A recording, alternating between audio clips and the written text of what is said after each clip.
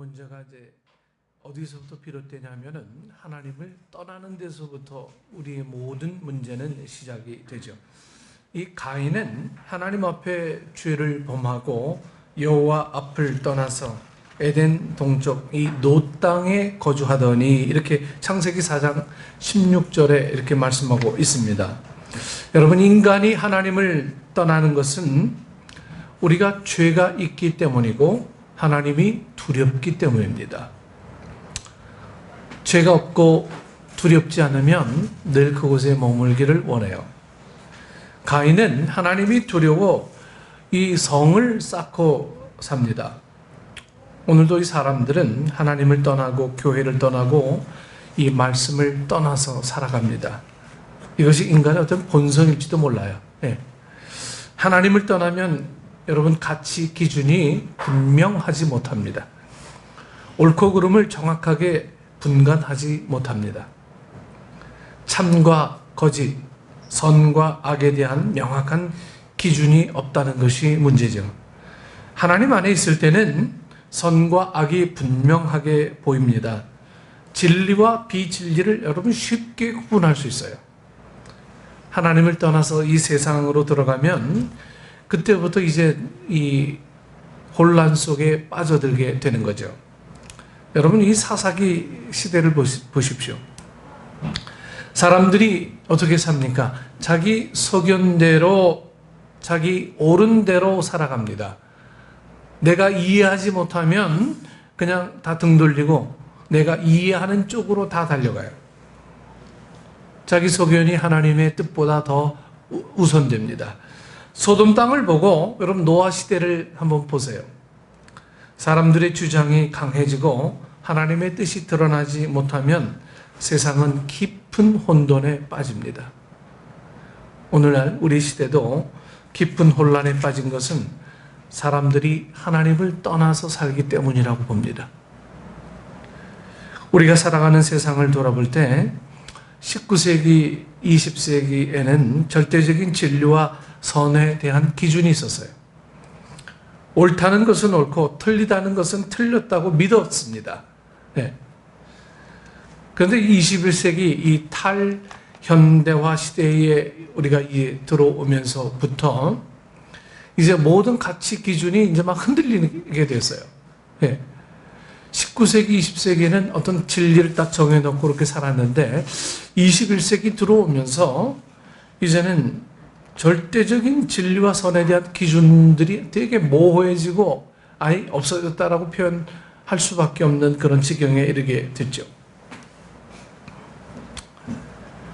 사람이 이제는 기준이 되고 인본주의 사상이 이제는 중심이 되고 쾌락과 즐거움이 중심이 되면서 절대적인 진리와 선을 이제 모두 이제 다 무너뜨렸습니다.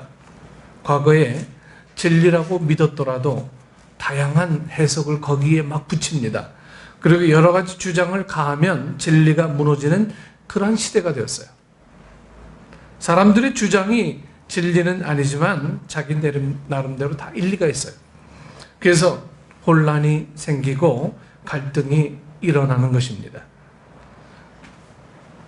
동성애자들에 대해서도 성경은 분명히 죄악이라고 선언합니다. 어저께도 서울시청 앞에 퀴어 축제가 열렸죠.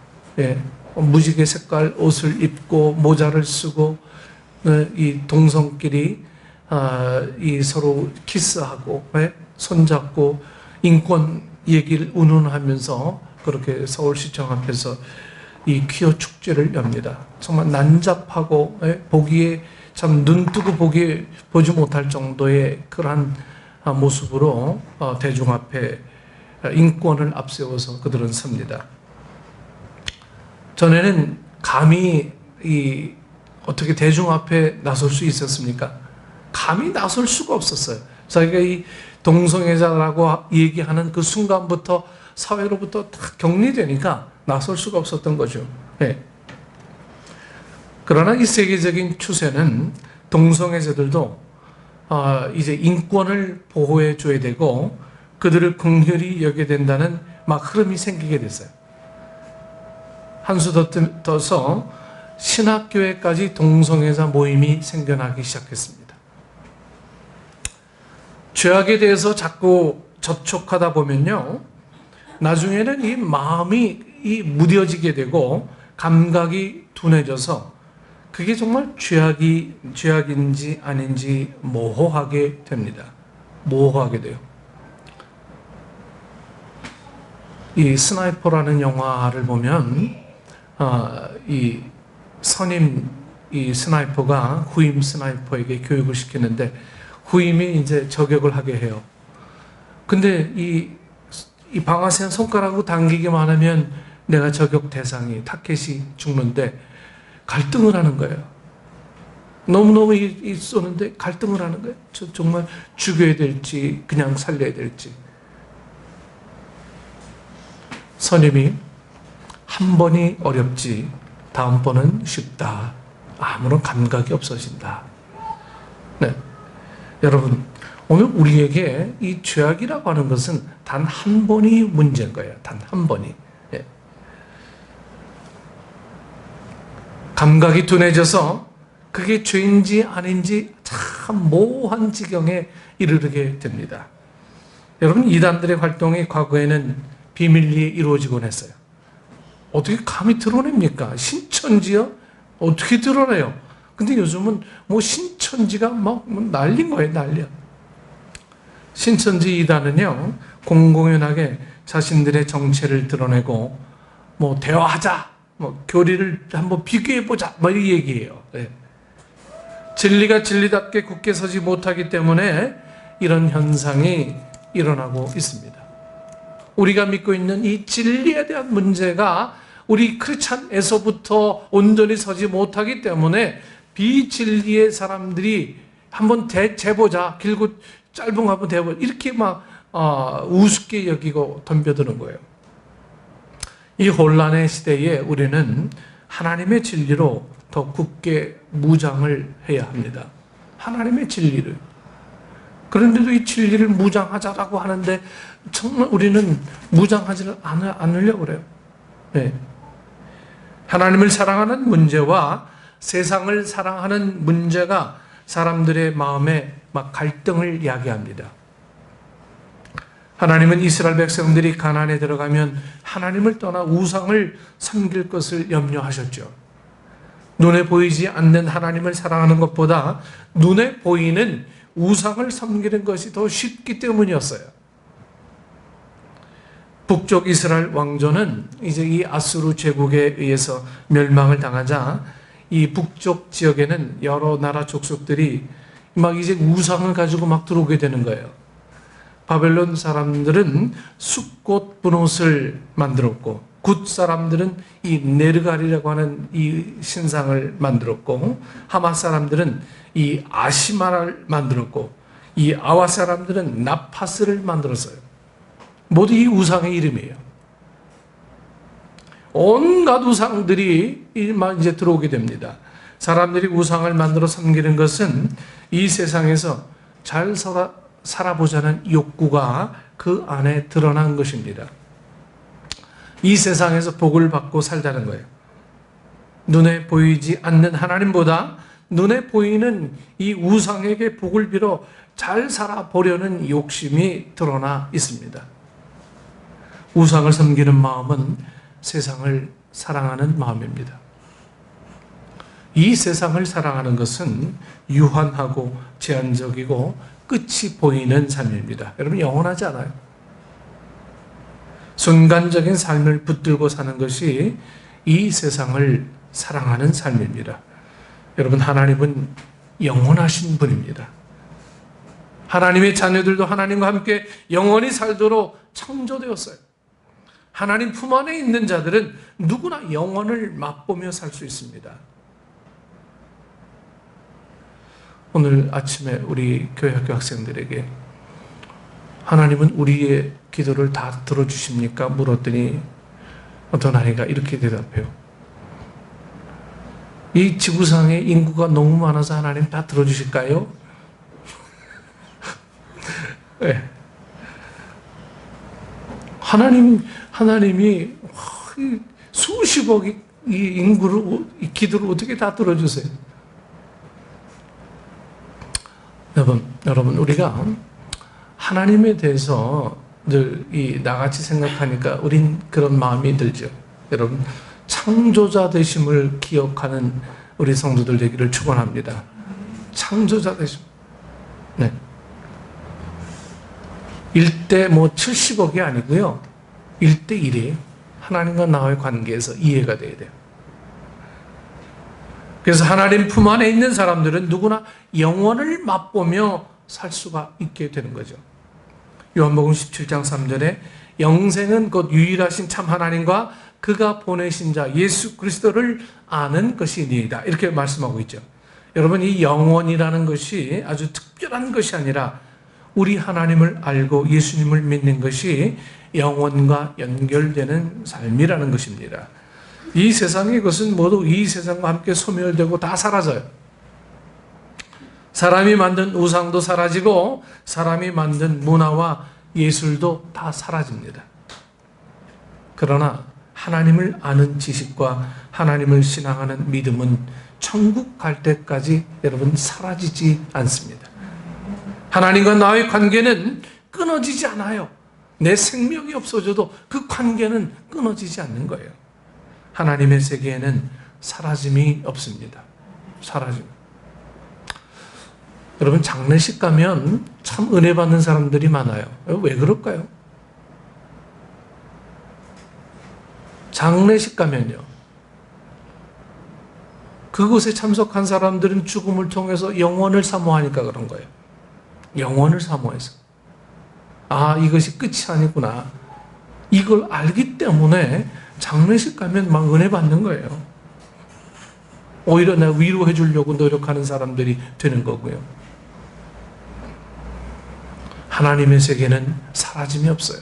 이 세상은 유한할 것 같지만, 무한할 것 같지만 유한한 세상이에요. 요즘 우리 사회를 시끄럽게 했던 버닝썬 문제, 참 잘 먹고 잘 살 것 같은데 하루아침에 끝나는 거예요. 하루아침에. 그 뿌리가 어디까지 갈는지 모르겠지만 영원하지 않아요. 고린도후서 4장 16절 말씀에 그러므로 우리가 낙심하지 아니하노니 우리의 겉사람은 낡아지나 우리의 속사람은 날로 새로워지도다 했습니다. 세상에 속한 육신은 낡고 약해지고 결국 사라져갈지라도 우리의 영은 결코 사라질 수 없습니다. 주님과 함께 영원을 살아가야 할 줄 믿습니다. 따라서 하나님의 자녀들은 영원을 사는 지혜를 가져야 돼요. 영원을 사는 지혜. 17절 말씀에 오직 하나님의 뜻을 행하는 자는 영원히 거하느니라 말씀하고 있죠. 이 세상의 것들은 다 지나가지만 하나님의 뜻을 행하는 자는 영원히 주님과 함께 거할 수 있습니다. 여러분, 육적인 것은 사라지지만 영적인 것은 영원한 거예요. 하나님의 뜻을 따라 행하는 그러한 믿음의 사람이 되어야 합니다. 그렇다면 하나님의 뜻이 뭔지 알아야 그 뜻대로 살 수 있지 않습니까? 요한복음 6장 40절 말씀입니다. 내 아버지의 뜻은 아들을 보고 믿는 자마다 영생을 얻는 이것이니 라고 했습니다. 내 아버지의 뜻은 아들을 보고 믿는 자마다 영생을 얻는 이것이니. 그러니까 하나님의 뜻은 뭡니까? 주님 보고 다 영생을 얻는 이거 외에는 하나님의 뜻은 없다 이거예요. 결국 하나님의 생각은 이 모든 사람들을 이 영생에 이르도록 하는 게 하나님의 뜻이고 하나님의 생각이다 라고 하는 거죠. 하나님 아버지의 뜻은 예수님을 믿는 자마다 영생을 얻게 하는 것입니다. 이 세상과 관계를 맺는 것이 아니라 예수님을 믿고 하나님과 연결이 되어야 합니다. 여러분, 사막에서 살기 위해서는 반석에서 샘물이 솟아나야 돼요. 강물이 흐르지 않기 때문에. 다른 방법이 없어요. 생수가 없이 사막에서 생존할 수 없습니다. 생수가 되시는 예수님을 떠나서 영혼과 연결되는 방법이 없습니다. 우리는 하나님의 아들 예수님을 통해서 이 영생을 얻고 하나님 나라의 시민이 되죠. 영원을 사는 천국의 백성은 이 세상의 가치관과 여러분 다른 가치관을 우리가 소유해야 합니다. 많이 소유하려는 탐욕의 가치관이 아니라 가진 것이 적어도 감사하며 누리는 가치관을 가져야 합니다. 탐욕의 가치관은 자꾸 채워야만 하지만 누림의 가치관은 있는 것으로 만족할 수 있는 거예요. 있는 것으로 만족할 수 있어요. 예수님 말씀하시기를 누가복음 12장 15절 말씀입니다. 삼가 모든 탐심을 물리치라. 사람의 생명이 그 소유에 넉넉한 데 있지 아니하니라. 이 세상 모든 사람들은 소유의 가치가 행복을 만들어준다고 이제 모으고 가득 채우고 살려고 막 바둥거립니다. 그런데 모으고 가득 채워서 행복했다는 말을 제가 들어보지 못했어요. 있는 사람들이 그 세금 조금 안 내려고 그냥 탈세하는 거예요. 부자의 재벌인 사람들이 세금 조금 안 내려고 그거 피하려고 온갖 편법을 써요. 우리는 그렇게 하려고 해도 방법을 몰라서 못하는데, 있는 사람은 더 채우려고 노력합니다. 더 채우려고. 심령이 가난하고 마음이 청결한 사람이 더 행복한 줄 믿습니다. 천국의 가치관이 사람을 행복하게 만들고 참된 행복을 누리게 합니다. 이것이 행복이라고 하는 거예요. 사람의 마음은 두 주인을 섬길 수 없습니다. 마태복음 6장 24절에 한 사람이 두 주인을 섬기지 못할 것이니 혹 이를 미워하고 저를 사랑하거나 혹 이를 중히 여기고 저를 경히 여김이라. 너희가 하나님과 재물을 겸하여 섬기지 못하느니라 말씀하고 있어요. 어떠한 대상을 사랑하면 다른 대상을 사랑할 수 없어요. 세상을 사랑하는 것과 하나님을 사랑하는 것은 이 배타적입니다. 세상을 사랑하면서 동시에 하나님을 사랑할 수 없는 거예요. 사랑의 방향이 서로 다르기 때문에 그래요. 사람은 원래 하나님을 사랑하도록 창조되었어요. 사람의 마음에 이 죄악이 들어옴으로 하나님을 사랑하기보다 이제 세상을 사랑하기 시작하게 되었습니다. 하나님의 사랑으로 창조된 인간이 하나님의 사랑을 떠나서 세상을 사랑하게 되면 여러분 인간다운 모습을 이제 잃어버리게 돼요. 세상을 따라가면 육신의 정욕에 빠지고 안목의 정욕에 빠지고 이생의 자랑 속에서 자신을 교만하게 만들게 됩니다. 여러분 교만이라고 하는 것은요, 나도 모르게 시작되는 거예요. 나도 모르게. 롯은 세상을 사랑하여 소돔 땅으로 들어갑니다. 소돔 땅에 들어가서 살았던 롯은 아내도 잃고 사위도 다 잃고 재산도 잃고 빈털터리로 겨우 구출되죠. 4,000년 전에 부유하고 화려했던 소돔성은 이제 하나님을 버리고 세상 것만 좋아하고 사랑하다가 심판을 받고 사해바다가 됩니다. 하나님은 우리를 구원하시려고 여러분 예수님을 보내주셨습니다. 소돔성에 롯을 구하려고 천사를 보내주셨듯이 하나님은 예수님을 우리에게 보내주셔서 하나님의 사랑을 알게 해주셨습니다. 하나님을 사랑하고 주님의 뜻대로 살아가면 영원히 갈 수 있는 복을 주십니다. 하나님의 자녀는 주님과 함께 영원히 살아가는 사람입니다. 여러분 예수님을 믿기만 하면 우리는 곧바로 영원과 연결되는 기차를 타게 되는 거예요. 네. 사막에서 생수가 나오면 다시 살아나고 생수가 끊어지면 씨앗이 곧 바로 이렇게 죽는 것처럼 생수 되시는 예수님을 만나고 믿고 영접하면 영원한 생명을 얻게 되는 것입니다. 그래서 믿음의 관계가 중요한 거예요. 믿음의 관계. 아들이 있는 자에게는 생명이 있고 하나님의 아들이 없는 자에게는 생명이 없느니라. 요한일서 오늘 5장 12절 말씀에 이렇게 기록하고 말씀이 시작되지 않습니까? 여러분 아무리 전기 공사를 잘 해놓아서 전선을 아주 최고급 선 깔아놔도 전력을 올려주지 않으면 절대로 전기가 들어오지 않습니다. 아무리 전선을 흔들고 힘을 기울여도 전기가 들어오지 않아요. 수도관에 배수관이 잘 연결되어 있어도 공급하지 않는 곳에서 가동하지 않으면 우리의 수도관이 금으로 막 이렇게 만든 수도관일지라도 거기에는 하나 쓸모없는 수도관이 될 뿐입니다. 물이 나오지 않아요. 우리 예수님 믿지 않고는 하나님을 알 수 없고 영생을 얻을 수 없고 천국의 자녀가 될 수가 없습니다. 여러분, 우리가 왜 교회에 나옵니까? 멸망당하지 않고 영생을 얻기 위해 교회에 나옵니다. 교회에 나오면 이 죄에서 돌아서게 되죠.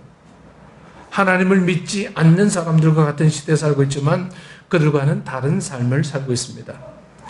세상 사람들과는 다른 목표를 가지고 다른 가치관을 가지고 살아갑니다. 우리는 이 영생을 누리고 영원을 누리는 사람들입니다. 예수님을 알기만 하면, 예수님 믿기만 하면 우리는 죽은 영혼이 살아나고 영혼과 연결이 됩니다. 오늘 우리는 소돔성과 같은 시대입니다. 하나님을 부인하고 멸시하고 사람이 주인되는 무서운 시대에 살고 있어요. 하나님의 말씀을 떠나서 세상을 사랑하는 사람들이 짓는 죄악이 가득한 곳이 되어버렸습니다. 교만한 죄, 우상 숭배의 죄, 하나님을 멸시하는 죄, 불신앙의 죄들이 지금 이 땅 그득 넘쳤어요. 창세기 19장 13절에 그들에 대한 부르짖음이 여호와 앞에 크므로 여호와께서 이것을 멸하시려고 우리를 보내셨나니 우리가 멸하리라 하였습니다. 죄가 이제 하나님께 부르짖고 있어요. 은밀하게 감추고 있어도 죄의 특성은 막 부르짖습니다. 소돔성의 죄악에 관영해서 그 소리가 하늘에 막 진동하게 된 거예요. 소돔성의 죄악이 너무 커서 하나님께서 가만두실 수가 없어서 천사를 보내신 거죠. 하나님은 여러분 심판을 좋아하시는 하나님이 아니고요, 사람들이 구원받기를 좋아하시는 하나님이세요. 하나님의 뜻에 순종하는 사람들은 누구나 주님과 함께 동행할 수가 있습니다. 우리는 하나님과 함께 살아가기를 기뻐하는 사람들입니다. 세상을 사랑하는 사람들은 하나님과 함께 하는 것을 두려워하고 싫어하죠. 하나님께 예배드리지 못합니다. 하나님의 사랑이 그들 마음에 없어요. 그래서 영원히 사는 복을 누리지 못하게 됩니다. 이 세상에 있는 것들은 모두 지나간다고 했습니다. 17절 말씀에 이 세상도 그 정욕도 지나가되 이 세상에 좋았던 것들이 지나가고 나면 모두 다 사라지게 됩니다. 역사적으로 유명한 인물도 지나가 버리고 사람들 기억 속에 남을 만큼 아주 큰 행사도 지나가 버리고 행복했던 순간도 모두 다 지나가 버립니다. 죄만 남고 먼지만 남고 흔적만 남아 있을 뿐입니다. 여러분, 예수님을 잘 믿는 일에 여러분 전심전력을 해야 합니다. 다른 게 없어요. 오직 예수님을 붙잡아야 영원을 살 수가 있는 거예요. 우리가 영원히 사는 길은 오직 예수님과 함께 할 때입니다. 전도서 3장에는 사람들에게는 영원을 사모하는 마음을 주셨느니라. 전도서 3장 11절 말씀에 이렇게 기록하고 있습니다. 여러분, 시간의 주인은 하나님이세요. 이것은 굉장히 중요한 말씀이죠. 내 것이라고 하는 이 모든 것들은 여러분, 이 시간 안에 다 잡혀 있는 것들이에요. 시간의 주인은 주님이신데 내 것이 어디 있어요? 내 것이 어디 있어요? 시간을 허락하지 않으면 내 것이라고 하는 것 결코 존재할 수가 없어요. 사람은 시간을 주관하지 못합니다.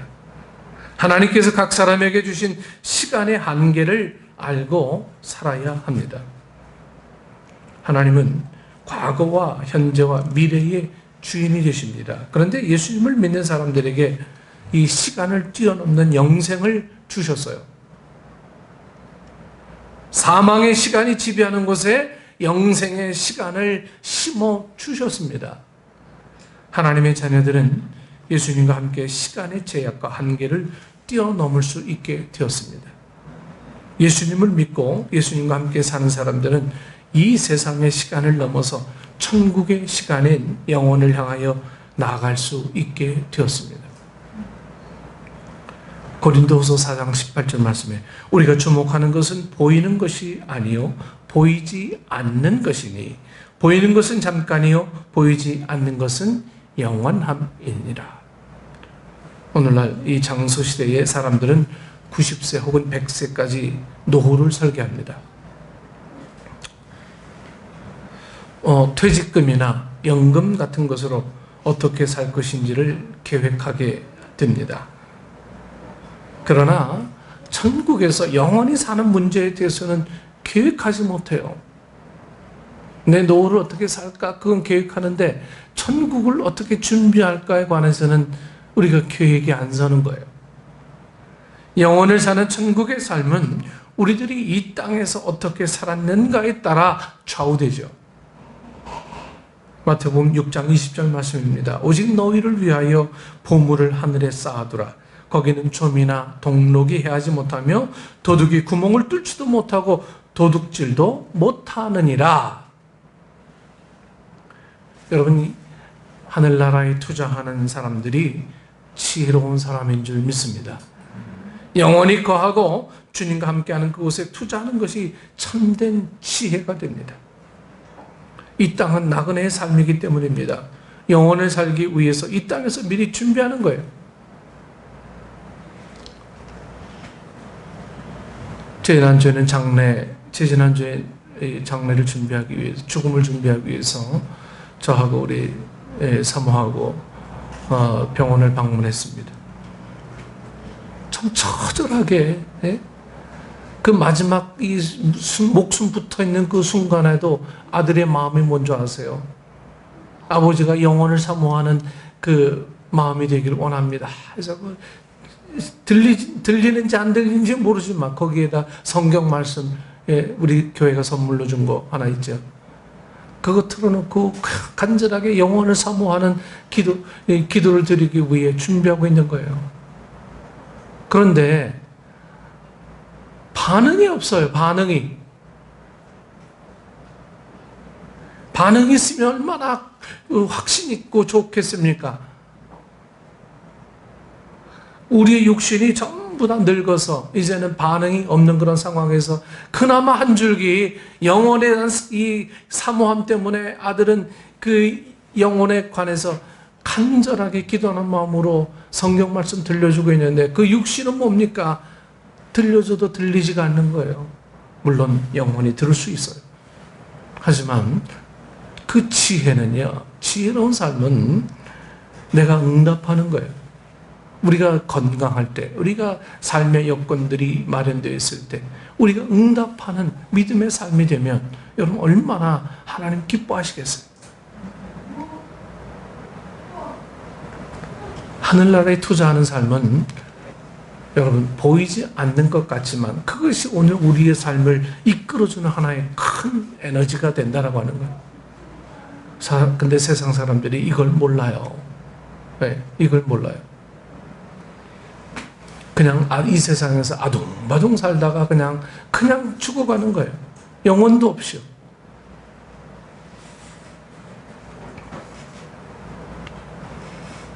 이 땅은 나그네의 삶이라고 하는 것들을 가사로는 알지만, 말로는 알지만 막상 죽음 앞에 서면 나그네의 삶이라고 하는 게 얼마나 처량한 이야기인지, 그래서 자꾸 눈물 나는 거예요. 자꾸 눈물 나는 거예요. 죽음이 두려우니까, 나를 외면하는 것 같으니까 자꾸 눈물 나고 그러는 거예요. 우리는 영원을 살기 위해서 이 땅을 준비한다라고 봐도 과언이 아닙니다. 오늘 성경은 세상을 사랑하는 것과 아버지를 사랑하는 것을 이제 구분하고 있습니다. 세상을 사랑하면 아버지의 사랑은 그 마음에 없어요. 세상을 사랑하면 하나님과 원수가 된다고 야고보서는 말씀하고 있습니다. 하나님의 형상대로 지음받은 인간은 영원을 사모하는 마음이 잠재되어 있습니다. 그 마음은 하나님께서 주신 속성입니다. 하나님께서 영원하시기에 인간도 그 마음을 사모합니다. 그러나 인간이 죄로 인해서 타락했기 때문에 생각이 막 허망해지고 미련한 마음을 갖게 되고 막 그 마음이 어두워지게 된 거예요. 인간은 하나님을 찾는 종교성을 분명히 가지고 있어요. 인간은 본향을 찾고 그리워하는 존재입니다. 예전에 이 TV에서 이 거북이가 산란기가 되어서 육지 알을 낳는 과정을 아주 세밀하게 보여준 일이 있었습니다. 바다 거북이가 이제 이 산란기가 되어서 육지로 올라와서 아늑한 수풀이나 모래 구덩이를 막 파고요. 그곳에 이제 이 알을 낳습니다. 거북이는 한꺼번에 수십 개의 알을 낳지 않습니까? 예. 그리고 이 모래를 막 덮는 거예요. 예. 일정한 시간이 지나자 이제 알이 깨서 이제 부화하기 시작합니다. 이제 거북이들이 막 꼬물꼬물 이제 모래 막 뚫고 막 올라와요. 새끼가 이제 알에서 나와서 모래를 헤치고 올라와서 막 어디론가 막 하는 거예요. 네. 근데 이 거북이들의 방향이 다 똑같아. 막 달려가요. 이것들이 방향성을 어떻게 아는지 참 궁금해요. 어떻게 아는지 그냥 막 가요. 하나같이 다 바다 쪽을 향해서 필사적으로 달립니다. 아마 적을 만나면 내가 죽는다 이런 본능이 이 아래서 방금 부화한 그 거북이들에게도 있는 것 같아요. 그냥 바닥 그냥 막 다 바다를 향해서 다 달려나가요. 그런데 목적지를 가는 데는 장애물이 있지 않습니까? 이 거북이 새끼들이 기어오르다가 미끄러지기도 하고 막 굴러 떨어지기도 합니다. 안간힘을 다해서 막 반복하다가 드디어 높은 언덕을 넘어가고 거북이는 이제 필사적으로 달려서 드디어 그들의 안식처인 바다에 도착하게 됩니다.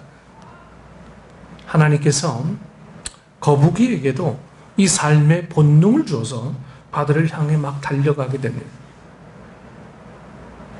그와 같이 인간에게도 여러분 영혼을 사모하는 마음을 주었습니다. 하물며 이 바다 거북이에게도 이 본능적인 어디로 향해서 달려가는 본능적인 이 마음을 줬는데 하물며 사람에게 영혼을 사모하는 마음이 왜 없겠습니까?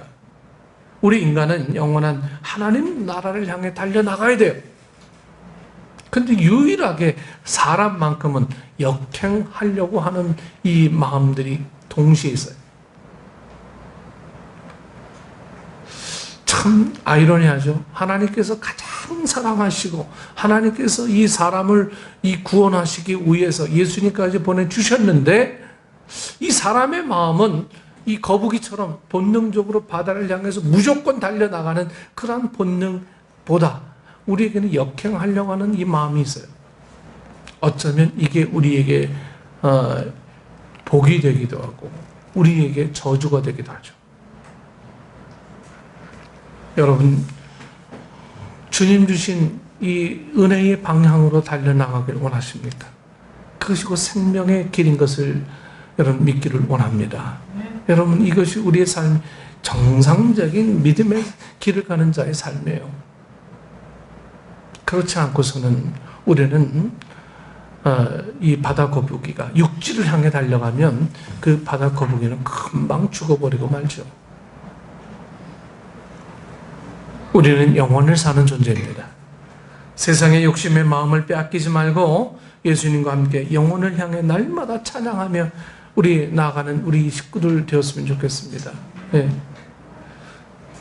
지난 한 주간은 장례식 치르고 이 죽음에 관한 문제를 저 나름대로 많이 생각했던 한 주간이었습니다.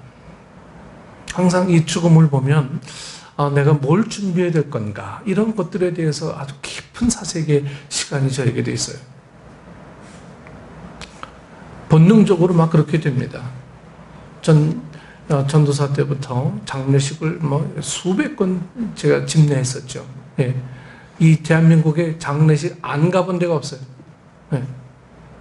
제주도에도 많이 가고요. 이 전라도 장흥, 여기서 그때 버스 타고 가면 7시간, 8시간 가는데 막 달려갑니다. 이 전라도 광주에서는 장례식을 가는데 이 뒤에 제가 맨 앞장서고 관을 들고 산을 3개나 넘는 거예요. 한여름에. 거기다 전에 이 겨울 가운까지 입고요. 나중에 옷을 다 벗고 나니까 양복에 소금이 허옇게 묻어있는 거예요. 그럼에도 불구하고 이 장례식에 갈 때마다 저는 이 영혼을 사모하는 이 마음들이 제 마음속에 늘 가득 차 있었어요. 여러분, 우리도 언젠가는 주님 부르심에 응답해야 될 때가 누구에게나 다 있습니다. 주님 앞에 섰을 때 우리가 정말 우리의 이력을 놓고 세상을 열심히 살다가 왔습니다, 이렇게 얘기할 수는 없지 않습니까? 헌신자의 삶을 살다 왔습니다. 순례자의 삶을 살다 왔습니다. 여러분, 우리가 주님 앞에 내어놓을 수 있는 뭔가를 이 세상에서 준비하며 살아야 되는데 갈등하며 살았습니다. 냅다 싸움만 하며 살았습니다. 네? 우리에게 주님 앞에 내놓을 어떤 이력의 은혜들을 지금부터 하나하나 만들어야 됩니다. 그래서 교회는 충성해라, 봉사해라 자꾸 하는 거죠. 근데 요즘 현대인들은 시간이 없어요.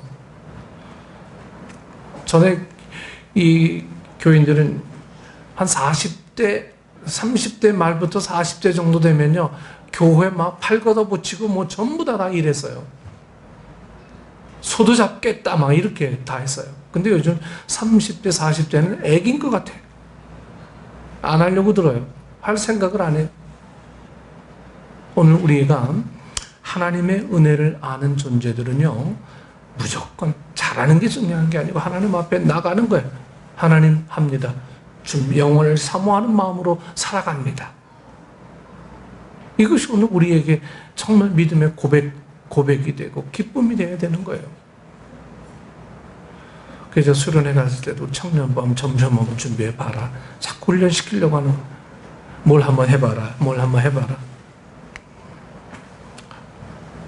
오늘 영혼을 준비하는 자의 삶은 희생과 아픔이 따르지만 거기에는 엄청난 보상이 있고 엄청난 기쁨이 있고 하나님께서 준비하신 예비하신 영혼의 삶이 있다는 것을 우리가 믿고 여러분 삶 속에 충만한 성령의 사람으로 살아가는 축복된 우리 식구들 되기를 축원합니다.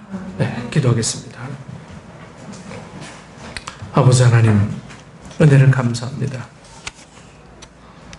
우리가 주님 앞에 부름받은 삶인데 부름받은 것으로 만족하지 않고 우리가 세상에 많은 것으로 채워줘야 만족하는 어떤 합리주의가 우리 삶 속에 교회 안에서도 그런 평배해진 것은 아닌지 다시 한번 주님의 말씀을 앞장세워서 내 삶을 조율해 나가며 하나님 앞에 집중하는 우리 성도들 될 수 있도록 주님 인도해 주옵소서. 예수님 이름으로 기도드리옵나이다.